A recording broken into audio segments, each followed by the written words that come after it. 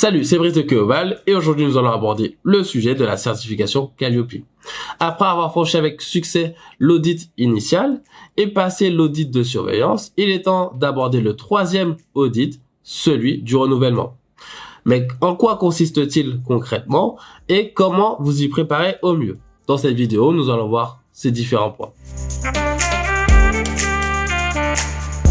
L'audit de renouvellement Calliope fait référence à la procédure permettant de maintenir cette certification au fil du temps. Les organismes certifiés Calliope doivent subir avant la fin de leurs 3 ans de certification un audit de renouvellement pour garantir qu'ils continuent de respecter les critères qualité définis par le référentiel. Ces critères couvrent plusieurs domaines et il est important pour les centres de formation de se préparer en amont en veillant à maintenir leur processus interne conforme aux exigences Calliope. La réalisation d'un audit de renouvellement Calliope implique un processus rigoureux en plusieurs étapes. Voici généralement comment se déroule l'audit de renouvellement. Premièrement, vous avez l'accueil des auditeurs, puis la présentation de votre centre de formation, l'examen des documents, l'échange avec le personnel et l'observation des pratiques.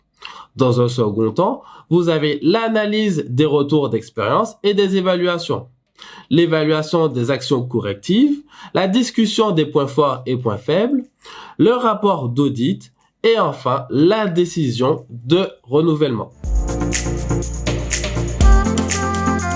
La préparation à l'audit de renouvellement nécessite une approche organisée et une attention particulière aux critères de qualité définis par Calliope. Voici quelques exemples.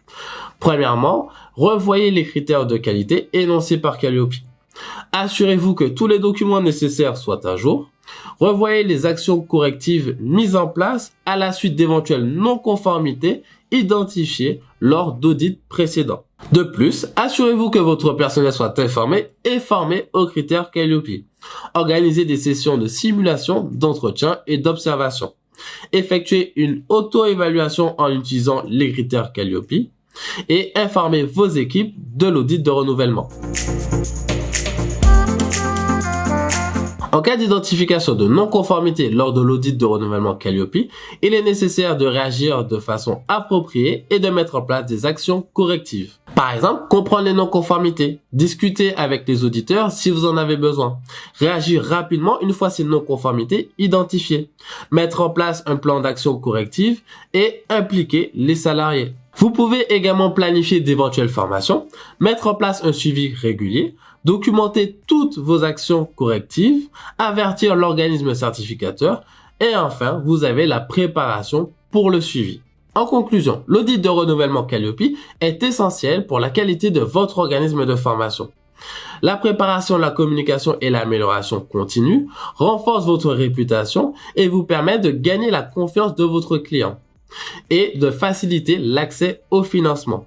Respecter la certification Calliope demeure un atout majeur pour vos offres de formation.